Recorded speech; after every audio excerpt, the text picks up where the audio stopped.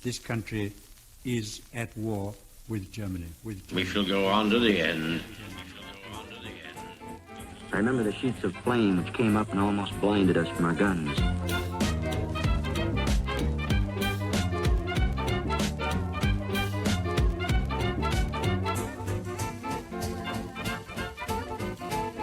Hello and welcome to the World War II podcast. I'm Angus Wallace. Hot on the heels of victory in Sicily, the Allies crossed into southern Italy in September 1943.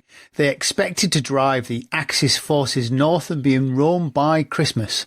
And although Italy surrendered, the German forces resisted fiercely and the swift, hoped-for victory descended into one of the most brutal battles of the war. Joining me today is James Holland, author of The Savage Storm, The Battle for Italy 1943, and co-host of the We Have Ways podcast. So, James, welcome. My starting point is Husky, I think, the invasion of Sicily in July 43. I wondered, had the Allies always anticipated Sicily being a stepping stone with Italy as the ultimate objective? Or was there an element of, we've got this, well, we might as well carry on? Yeah, it's very much the latter, really. So grand strategy is sort of evolving in the first half of 1943, and the decision to go to Sicily following victory in Tunisia, which at the time of the decision is made, is absolutely not been achieved. This is agreed in January 1943 at the Casablanca Conference, which is just the Western Allies. So this is, Roosevelt and Churchill and all the chiefs of staff. And that's where they decide that it would be a good idea to go into Sicily, primarily to get a toehold in Europe, but also to try and knock Italy out of the war. That's the key thing. And then, the advantages of knocking Italy out of the war are twofold. One, there's one less enemy to worry about. But secondly, there's a large swathe of the southern Mediterranean, which is occupied by Italian troops. And so Germany would then be faced with a dilemma. It would either have to abandon those territories or fill them with their own troops. But, troops don't grow on trees. And they'd have to come from the Eastern Front and elsewhere, and also, more importantly, the Western Front. And it is the Western Front, the cross-channel invasion, Operation Overlord, as it gets called, in May 1943 at the Trident Conference, which is the next major conference in Washington. That is where Overlord is kind of sort of given its stamp. And right, no more mucking about. We've been faffing around, kind of talking about this, but not actually pinning it down. Right now, let's pin it down. This becomes the number one priority in the West from now on. Now, obviously, it takes time. It's agreed that it's not something that they can do in 1943. So in May 1943, at the Trident Conference, it is set. Operation Overlord, the cross-channel invasion, which later becomes the 6th of June 1944, is set in 1943 on the 1st of May 1944. And that is the priority. There is discussion about Italy, but nothing is agreed. So the idea is that what they'll do is maybe go into Italy. Let's see what happens with Sicily. Let's see how it all pans out, see what our situation is in the summer, and take it from there. And so the Italian campaign is one that is really, really evolving. And Churchill is very, very keen to push into Italy and to take Rome, which he sees as a kind of sort of massive psychological victory as well as an actual victory. And Churchill, with his kind of nod to history and everything, obviously, Rome is Rome. So, it's a kind of sort of, as far as he's concerned, it's sort of up there with Paris as a kind of sort of, most eminent capital city in Europe and all the rest of it. So there's sort of big psychological reasons for doing it. But interestingly, it's the Americans who are initially wary about this because they're worried that Italy is going to suck in lots of resources from potentially Overlord and elsewhere, who are a bit wary about it. But actually, they come round to the idea because they appreciate that an invasion of Italy could help Overlord, set for the 1st of May 1944 at this point. But more importantly, they're really worried about air power, and they're really worried about not having a huge swathe of control of the skies over northwest Europe in time for Normandy. That may seem sort of completely removed from a decision about Italy, but it really isn't. And the reason you want to have a swathe of air superiority over the whole of northwest Europe rather than just the invasion beaches of Normandy is because the moment you land on Normandy, the cat is out of the bag. And then it's a race to which side can build up decisive amounts of forces quickest. Is it going to be the Allies who will have by that stage overwhelming material superiority in Britain, but who have to ship it across the Channel? Or will it be the Germans who are already on the continent?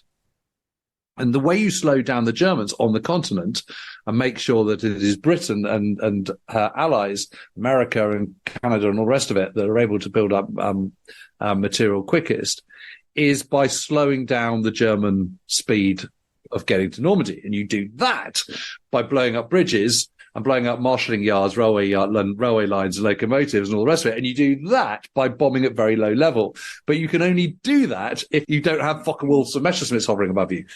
So how do you get around this? How do you get around this problem of clearing that space? Because ironically, on the very same day that Sicily is in Allied hands, the 17th of August, 1943, is also the same day that the Americans of the 8th Air Force, operating from Britain, launched a Schweinfurt-Regensburg raid.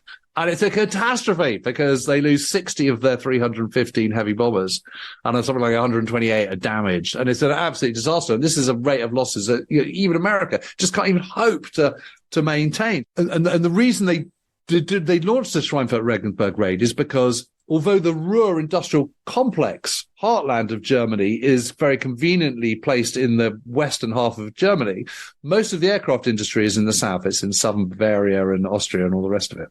They haven't got a fighter plane that can escort the heavy bombers all the way from Britain to, say, Regensburg, Schweinfurt, Wiener, Neustadt, whatever it might be, Augsburg, from England. But in Italy, so fine, I'm getting to the point. In Italy, 2/5 of the way up the leg on the Adriatic side, there is a very rare bit of flat ground, centered around a town called Foggia. And around there is the opportunity for oodles of airfields where you can house heavy 4-engine bombers, from where you can get to Wiener, Neustadt and Augsburg a little bit easier than you can from England, and from which you can further tighten the noose. And so it is this, above everything else, that persuades the Allied chiefs of staff, and particularly the Americans, that some kind of venture in Italy would be worthwhile. But which is interesting, because if you look at it from the German perspective, who are then looking, are the Allies going to invade Italy? What are they going to do? You have Rommel going, well, we'll just abandon the south, at which point he cedes that control of the air.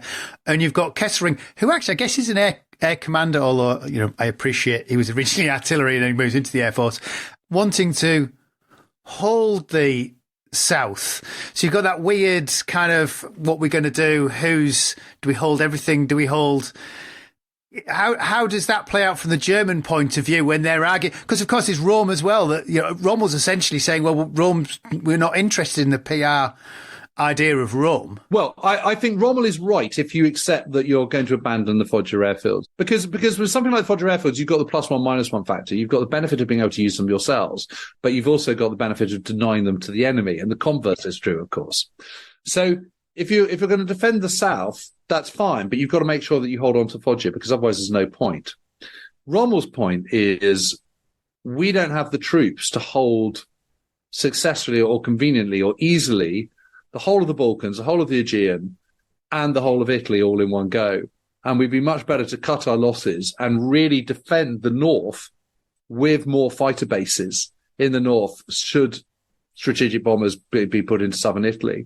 Then we can shorten our lines of supply, because I faced the British and the Americans, and I know what their air power is like.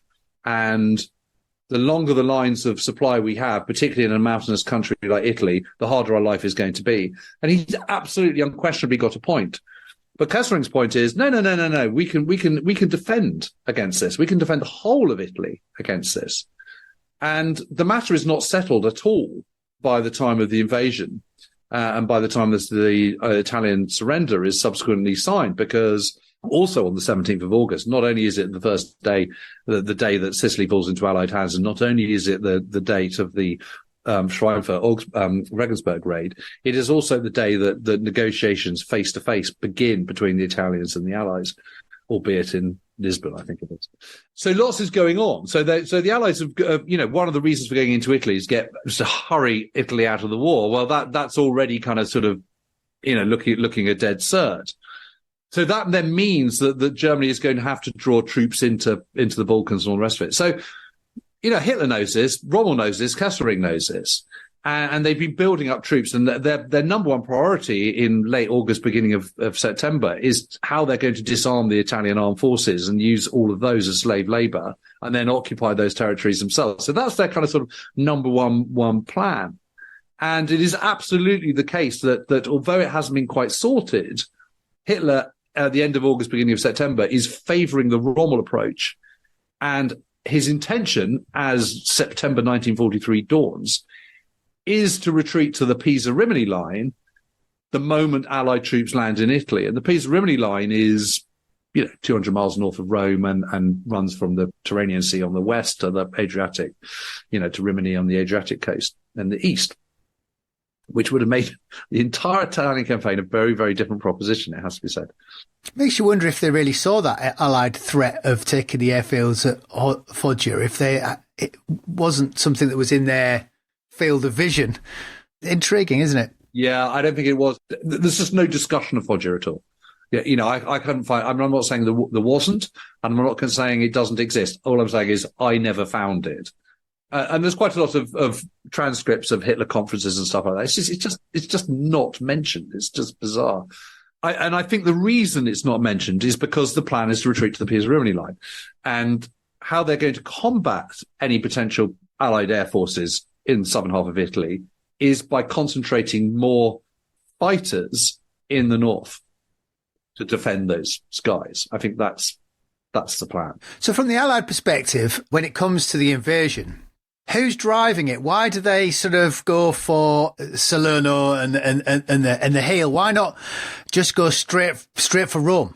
Well, because Kesselring expects straight for Rome, doesn't he? He expects them to be... Yeah, and I find that bizarre, but because as an airman, I don't understand how he could possibly think that could work. You simply cannot do an amphibious assault without control of the skies. That is just an absolute prerequisite. And weirdly, even Hitler recognizes that when he's sort of thinking about Operation Sea Lion, the invasion of Britain back in the autumn of 1940.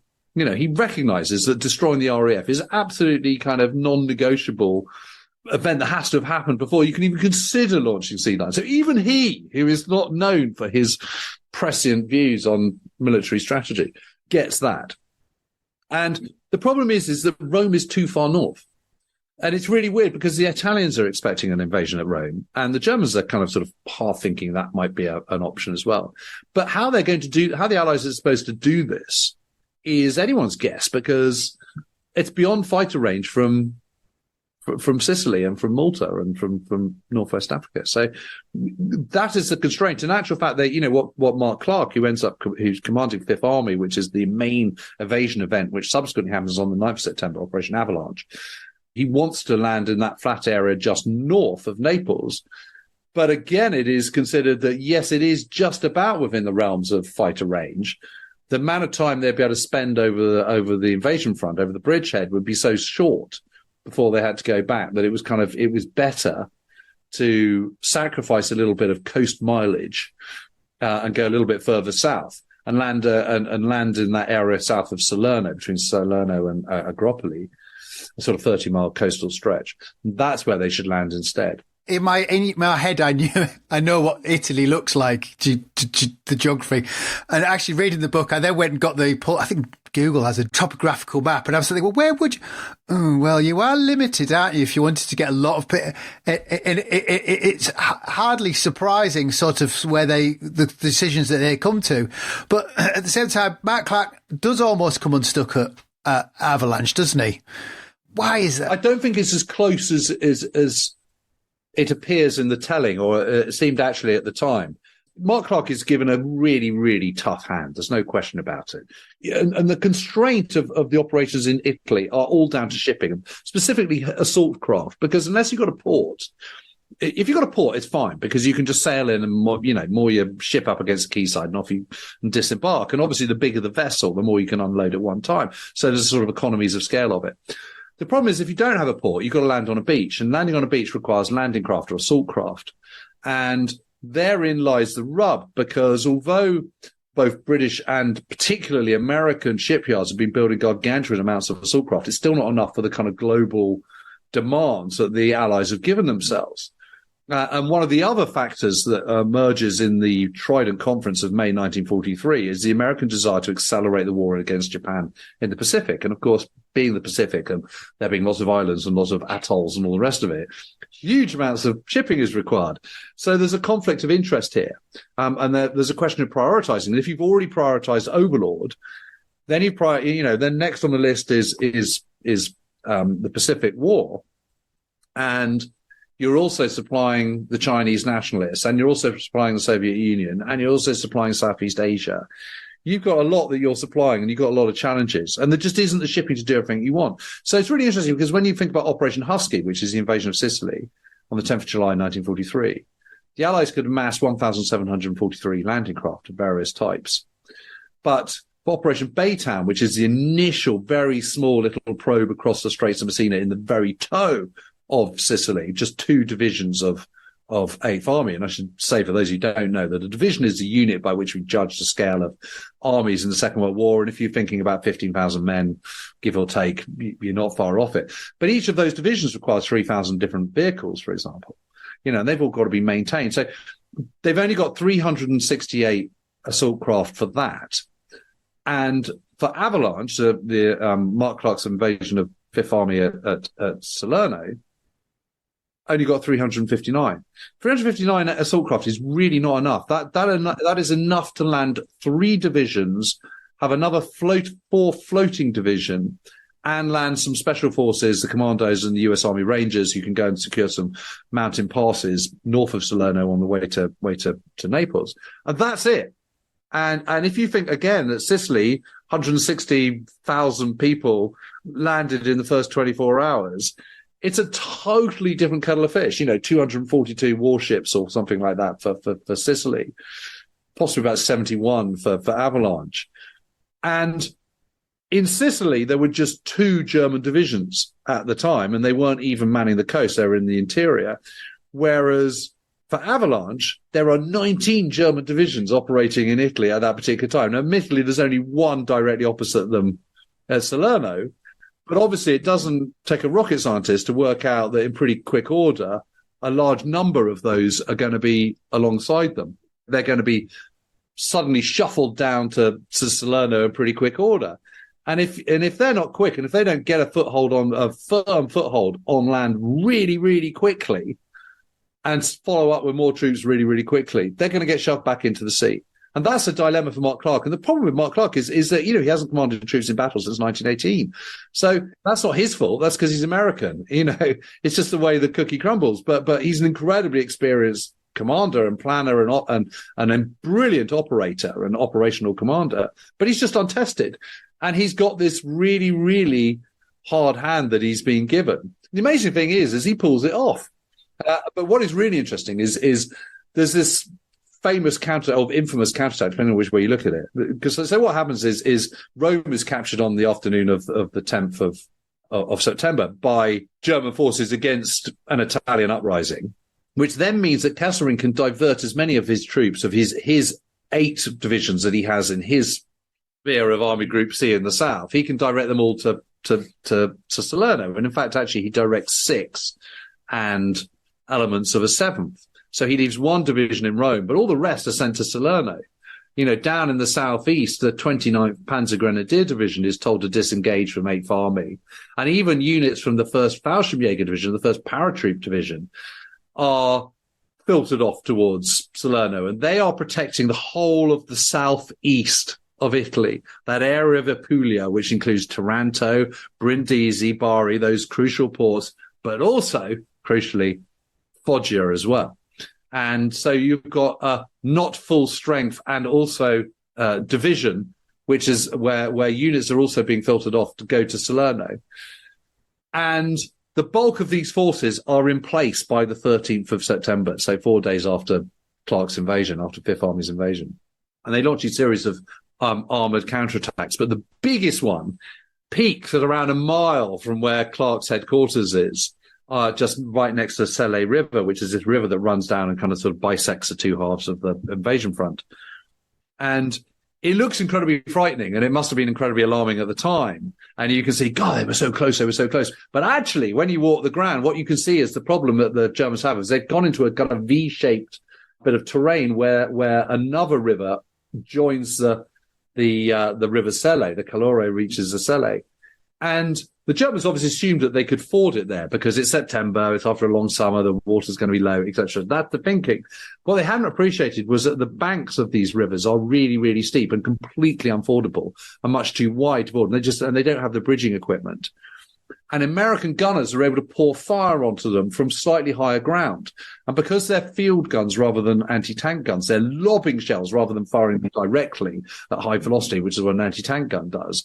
And so they're lobbing, best part of 4,000 shells into this tiny little triangle of land. And the Germans have got nowhere to go. So although they were geographically very close to the coast and to Clark's headquarters, they might as well have been 50 miles away for all the good it was going to do them.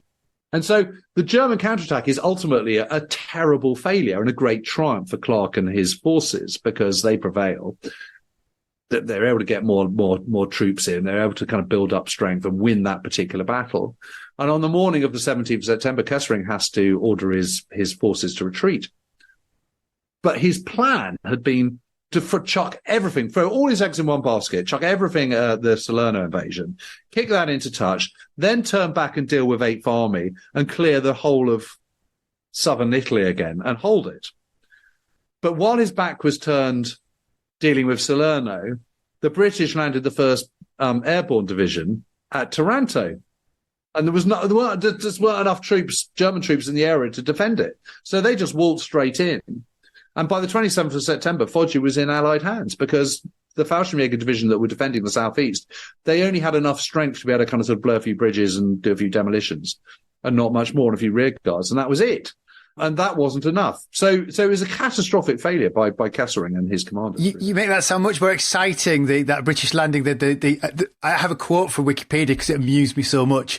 The 8th Army marched 300 miles north to Salerno against no opposition other than engineering obstacles, which just makes it sound like a few trees were blown up or something. Yeah. Yeah, I mean, the sort of, the Fallschirmjäger were very, very adept laying charges and IEDs, as we'd call them now, and blow bridges and stuff. So, it held them up a little bit, but they couldn't offer more opposition than that. And so, one division for the whole of East Italy is just not enough. And it wasn't even a full strength division at that. And of course, the whole thing about Fallschirmjäger is they're heavily armed with small arms, machine guns, rifles, submachine guns, that sort of stuff. But they're not heavily equipped with other armaments, guns, anti-tank guns and all that kind of stuff. So, there's shortcomings to the organizational structure of the Fallschirmjäger division, the paratroop division. And they just don't have the weight of fire to be able to do more than a few delaying actions. So they capture Foggia. I think it takes about 3 weeks or something. Is there an element of mission creep now? So if you justify the airfields of capturing your airspace, the Allies have them. But a friend of mine talk about the Battle of Cannae in the ancient world points out that if you're moving forward, you're winning. Is there an element now where the Allies think, well, we've got this far, do we need to just keep up the pressure and move on? Who's driving that thinking, if that's what they are thinking? So at the beginning of October, Alexander, who's the army group, the Allied army group commander, General Sir Harold Alexander, he pens his thoughts and does briefings and stuff. And his point is, yeah, it's great because by the 1st of October, we've won Naples. Naples is in our hand. Italy is out of the war. That's a tick. We've drawn off lots of German troops. Tick. We've got Foggia. Tick. So that's 3 out of the 4 objectives, which is the 4th objective being Rome. And by this point, it was raining, by the way, and raining really heavily. The problem is, he said, now we've got Foggia. We've got to make sure we don't lose Foggia. And once you're in on something and you're engaging with the enemy, you have to maintain the initiative. And about which he's absolutely correct. You can't suddenly sort of go, okay, we'll draw a line now and be on the defensive. There's no point investing all that shipping time, energy, effort, getting Foggia there if 6 weeks later the Germans counterattack and take it back again. So in other words, what you need to kind of press far enough forward north to make sure that Foggia isn't threatened. So having got it, you've got to hold on to it. And that means 50 miles north of Rome, by his estimation. And it's really, really hard to disagree with him. That does sound about right. And he's got a point. And this is the issue. And the big failing of the Italian campaign is not the ground commanders. It's not their appreciations of the situation as it unfolds. It's not how they deal with 50% of the time it raining. The constraints are doing this in winter without sufficient material support.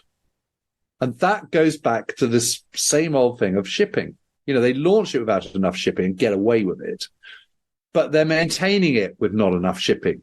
And something has to give. And what gives is speed, speed of advancement. Well, I think the other thing that they're facing is an incredible hostile environment they're fighting in. It's a very difficult environment that favours the defender. Very difficult. And of course, the weakness of the narrowness of the Italian peninsula is that you can easily outflank it if you have the shipping. But the Allies don't have the shipping because their shipping is now being repaired and being used for training in England and in the Pacific. And it's an interesting point I think it's worth making about landing craft and assault craft is that these things take incredible punishment. And only a couple of months ago, I was in a Higgins boat. And it's so basic. It's so simple. They're very quickly made and cobbled together and sort of bish, bash, bosh and sort of, welded and bolted. And there you are, you're good to go. But again, that comes at a price. And the price is these things get damaged very easily. Because if you think about it, it's not just about landing troops on D-Day. It's about maintaining the effort throughout any campaign, because you can't be guaranteed to have ports open the whole time. So you need to keep these landing craft going. I mean, the landing craft used for Sicily were used every single day of the campaign, the 38 days of the campaign. And if you think about it, every time a landing craft lands, it's landing by hitting the shore. That has structural wear and tear, just that process. And so what happens is after a while, landing craft have to be taken out of service and overhauled.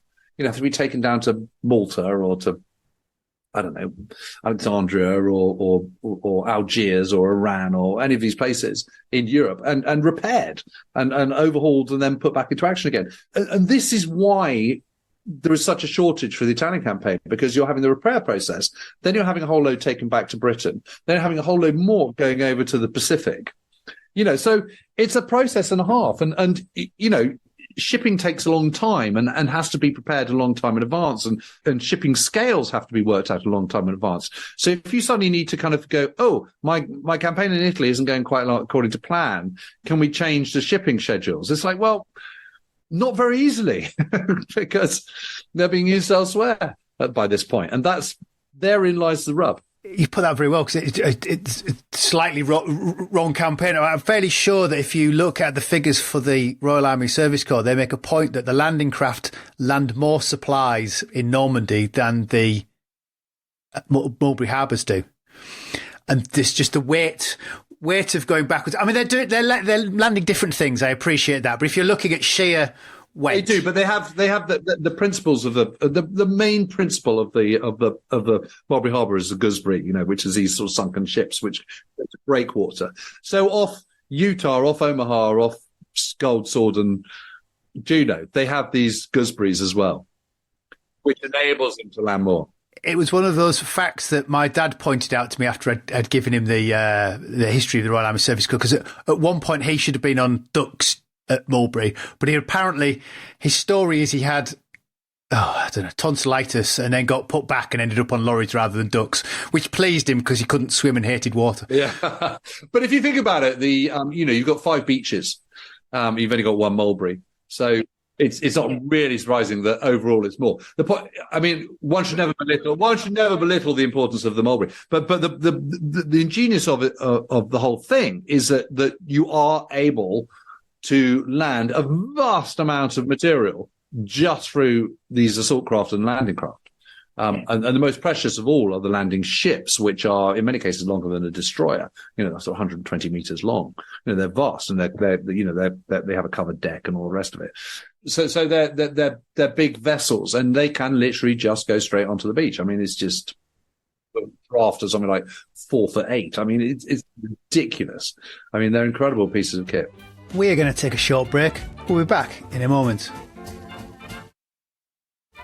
Welcome back. I'm joined by James Holland, and we are discussing the Battle for Italy in 1943. So if you look at this from Kesselring's perspective, he's now fighting in the south, which, you know, he's kind of, I guess, won that battle. But why is he allowed to withdraw to create a line in the sand? Because, you know, traditionally, if you look at Russia, Hitler's going, no, we're not conceding any land.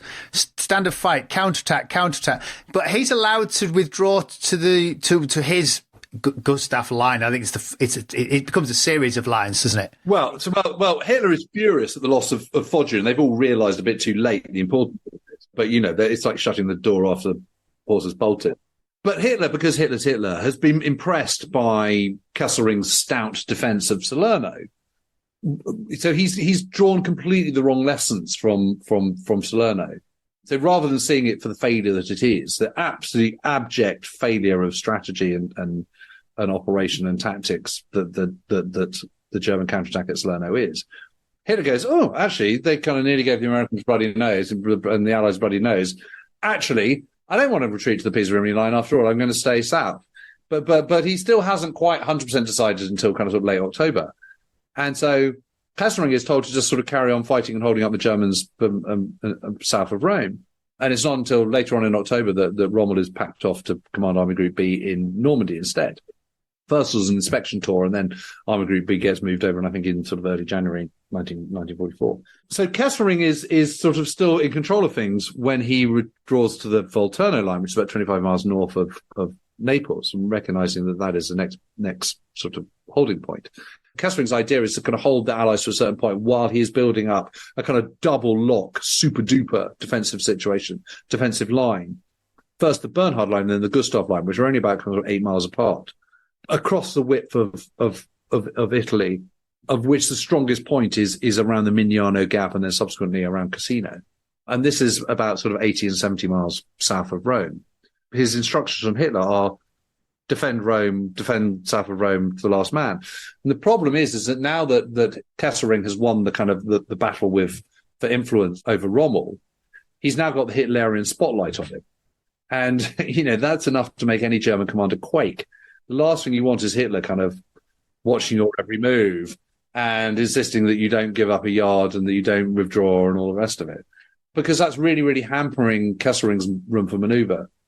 And the truth is, it's completely pointless. There's no suggestion that they're going to counterattack.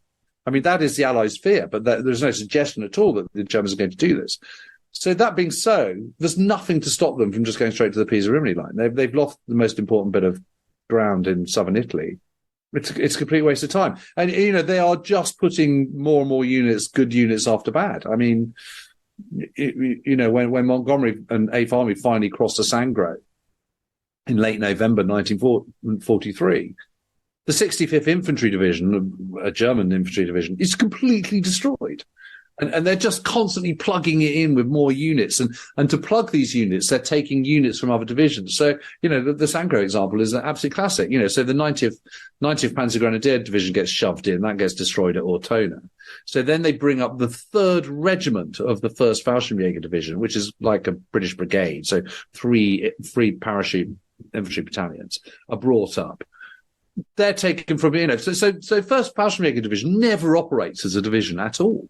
You know, it's just all over the place. You know, one unit here, another unit there, kind of, you know, there's no unit cohesion or anything like that. All the German commanders are absolutely tearing their hair out. So, I mean, they all think Kesselring's absolutely awful. Well, it's incredibly attritional, but up to the point, the Germans are drawing defensive lines, which got me thinking about the Gustav line, because once you give something a name, it sounds very static and formidable, and no doubt, it is formidable. But what constituted the Gustav line? Are we just linking together prominent features, or has the organisation been in creating Teutonic pillboxes? What constitutes these lines? It's some of the latter, but not that much. So there's a bit of concrete, but not so much concrete. It's mainly using the landscape, which is absolutely formidable. And in the case of the Winter line, the Bernhard line, and the Gustav line, it's like, think of it as like a sort of double lock system on a kind of safe or something. So you basically got 4 main roads that lead to Rome. One on the Tyrrhenian coast on the western side, But that's not a very good line for advancement, because for an armies to advance, because it gets very, very narrow, the sort of mountains overhanging the sea and all the rest of it. So again, from an Allied point of view, moving forward is not much room for manoeuvre. Then you've got the Adriatic coast, which is sort of easier to manoeuvre, but you've still got to get across the leg to get to Rome. Then you've got another one which is really in the mountains and is very difficult in the middle through the sort of Abruzzi mountains and so on. And then you've got the main road north from Naples to Rome, which is the Via Casalina, the ancient Roman road, Highway 6. This goes up a quite a wide valley from Naples, and then goes through the Mignano Gap, which is quite narrow, and then goes up into the Liri Valley, which is quite wide again, and is quite a clear run up to Rome. And that's the easiest route if all other factors were taken out. But from the Bernhard line point of view, the Mignano Gap is this sort of narrow bit where the road and railway line pass through a series of mountains, but the two big mountains either side are Monte Camino and Monte Sammucro, both about 3,000 feet high. And you simply can't pass through that until you've got those peaks from an attacking point of view. And the reason you can't do that is because up on the top are German observers looking down, and they've got every bit of that ground covered. And they've also got it zeroed by artillery. And what I mean by zeroing is they've already predetermined where they're going to be firing and where their shells are going to be landing. So you just go fire on X2 and it will, a whole load of shells will pummel that particular stretch of the road. So there is just no way a mechanized army can go through it while guns are trained on it, field guns. Think of the guns of Navarone. It's the same principle. You can't get any ships past there until you've taken out that gun on the cliff. So it's basically the same principle as that, although be on land rather than at sea. So it makes it an incredibly formidable position. And what they're meaning by a defensive line is on the low ground, lots of wire and mines and all the rest of it, lots of observers on the top, pre-recorded artillery positions, bunkers on the reverse slopes, so dug into the side of the mountains, just blasted out with dynamite, log-covered roofs, all this kind of stuff. That's what I think. It's not a wall like the Great Wall of China. It's a series of interconnected firing points and defensive positions. That's basically it. Which almost starts to sound very First World War like. You make a point in the book, which I hadn't realised, it's 50,000 Air Force personnel at those Foggia airfields. Just absolutely huge commitment. Huge commitment. And there is this incredible thing where by the 25th of November 1943, American engineers have built a pipeline from the coast to Foggia, which can take 160,000 gallons of high-octane fuel every single day. I mean, it's incredible, but just think of the price of that, because that shipping space, that logistics capability is competing with the guys who are trying to kind of battle their way up Monte Sammucro, Monte Camino, and the Mignano Gap, for example. But was the Air Force used as a tactical Air Force rather than a strategic Air Force with such? No, it's a strategic. But can they not? Did they not use it as a why did they not use it as a well, they did subsequently. Yes, they used it and then flattened Monte Cassino and then Casino Town in February and then subsequently March 1944. So yes, but that's not its job. Its job is to go and destroy supply lines in the Brenner Pass and to hit aircraft factories in Wiener Neustadt and elsewhere. And, that's, and hit Ploesti, which is in Romania and which is the only source of real oil that the Germans have. And so consequently, you add all this, you add from an Allied point of view, you add into the mix a shortage of supplies, which means a shortage of replacements, shortage of troops, shortage of ammunition, shortage of everything. It's still more than the Germans have, but it's not kind of the level you would expect Allied forces to have, which means there's a tougher burden on the infantry because it's winter and miserable, and because the Germans are up in the mountains. You are now embracing mountain warfare, and there is no solution to that other than using mules and their own 2 feet of the infantrymen. And up on the mountains, where the soil is incredibly thin and where it's basically stone, the effect of any blast, whether it be an artillery shell or whether it be a mortar, is obviously exaggerated because the shrapnel's got nowhere to go. On the sands of Dunkirk, the shell's absorbed by the soft sand. On the top of Monte Sammucro, it isn't. And in addition to that, it's made worse by the shards of rock, which are being splintered as a result of the blast. So it's doubly lethal and doubly awful, and it's cold, and it's winter, and it's pouring with rain. And on the low bit, it's just a quagmire of mud, because all these roads in Italy, they're strada bianche, these dirt roads, and they're designed for the odd little Alfa Romeo fatting along, and a kind of, and a mule and a cart, but not 3,000 vehicles per division, all of which are of the heavier rather than the lighter variety. So you can see how it all goes pear-shaped pretty quickly. I mean, for me, it's a miracle that the Allies get as far as they do by the end of December 1943. By Christmas. Well, what struck me at the end was how, I couldn't keep coming back to that First World War. There's always in the mind of the British commanders not wanting to rerun the First World War and mass slaughter. And that's you've got MUDs, you've got huge artillery attacks, that's why I was thinking, well, why do they use this? The one ace up their sleeve is this huge air force that they could perhaps use to their advantage, because it's such a slog. Well, one of the big problems is that they get to Foggia and they start 15th Air Force is formed on the 1st of November 1943. They first start getting there from start moving from North Africa at the end of November, and first operations are sort of second week of, I think, December 1943. Problem is the ground is an absolute quagmire. It's beautifully flat. It's fantastic in summer, but it's waterlogged, and 10 temps cloud.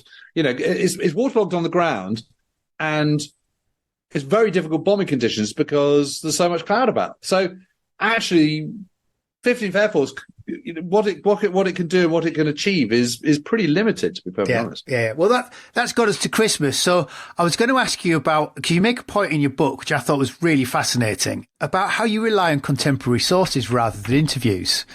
And then I wondered how that shaped, if that shaped your research differently, because it's very odd getting interviews. They sort of fall out, not how you expect always. Yeah, well, I was really lucky. I mean, back in the day, I was hoovering up in the interviews with veterans, and it was just, it was an amazing privilege and fascinating and all the rest of it. But actually, it was when I did a book on the Sherwood Rangers on a sort of single tank regiment, and I used a lot of diaries and letters then, and I was really, really struck by the immediacy of these, particularly when they were well written. It led to a slight sort of officer bias, I suppose, rather than the other ranks, because of course, the officers they self-censored, which often meant that they didn't really censor very much at all. I mean, they didn't put in sort of place names, but you can marry up the letters with the war diaries. It's very easy to work out exactly what is going on. And suddenly there was a sort of level of detail which I hadn't really appreciated. What they're writing is what they're writing at that moment, that evening in their tent or bivouac or whatever, in October 1943 or whatever date it is. And you get this incredible immediacy. And also the other thing is interviewing people sort of 60, 70 years, 80 years after the event. Obviously, memory is incredibly fickle. And you just simply can't remember. You can remember certain events with enormous detail, but you can't remember times of day and dates and the kind of sort of forensic detail you get from looking at diaries and letters. And the other thing is what you care about on a particular given moment is not necessarily what you remember caring about 60 years later. So all these things sort of led me to think, well, no, I'm going to try and make this contemporary. I'm going to try and do no forward projection whatsoever. I'm not going to kind of, I can pass judgment on things that are happening in the moment, but I'm not going to pass judgment on, with my retrospective hat on. So you're reading a diary and in October, and one of the guys is sort of going, God, I don't think we'll even get to Rome by Christmas at this rate. And you just say, want to go, mate, you're not going to be there till June following year. But of course, he doesn't know that. And isn't that interesting? The other thing is, I think their characters just really, really just burst off every page. And so you get this very, very clear kind of picture of who these characters are, what they were like, what their likes are, what they grumble about, what bothers them, what concerns them, and so on. And they just come alive. That is the truth of it. You're putting flesh back onto bones which have long since gone underground, and it's just incredibly fascinating, that sort of contemporary perspective. And I've always used diaries in the past, but I haven't used them religiously. And what I'm trying to do now is use diaries and letters, contemporary sources, primarily rather than occasionally. And it just, it's just transformed the way I write it, really. Well, I think it's interesting because when you read the contemporary sources, they fit themselves into the war as they see it at that moment. Whereas if you get the interview, often my father, I think, finished the war and had no idea quite what had happened. And it was only when got Horrocks on telling you what had happened, that he starts to fit himself into the war. So when you talk to him about the war, he's going, well, of course we did this. My dad had no idea what he was doing during the war. He just had to go from A to B, and afterwards I pulled his the war diaries for his unit, asked him to write down what he thought and put the two together. Well, they were completely different. And then when I'm saying to him, when you were driving to wherever it was, this was in support of Operation Veritable, he's going, what's that then? That's why you were driving all the ammunition up. They were getting ready for it. Oh, was it? Yeah. And when you went on leave to Paris, yeah, that's when Operation Veritable started. Never heard of it. Yeah. Well, that's it. That's it. That's what's rather my point, really. I'm going to continue in that vein, I think. Because the other thing that really amused me, which I'd not heard before, you referred to medics as Zambuks, which is great, because my dad used to waffle on about Zambuk being some miracle cure for absolutely everything. And I don't think anybody knew what it was until somebody somewhere brought home a tin of Zambuk cream, I think from Africa. I'm not even sure. Is it an antiseptic cream? I'm not even sure quite what it was. Yeah, I think so. Or Gentian Violet or something. Zambuks. Brilliant stuff. Yeah. So there you go. Yeah. And you get all that. You get all that lovely lingo that you get from the period. It's I think it's great. Well, James, thank you for your time. Loyal listener, if you want more from James, you can find him on the We Have Ways podcast. And if you want to know more about Italy in 1943, his book is The Savage Storm. Now, if you are interested in ad-free listening to the podcast, why not become a patron of the show? You can find details at patreon.com/WW2podcast. I'm an independent historian, and it is those contributions from listeners like you that allow me to find the time to put the show together. So that's patreon.com/WW2podcast. Hopefully, in the next episode, we'll be looking at U-boat hunting. So until then, I'm Angus Wallace, and thanks for listening.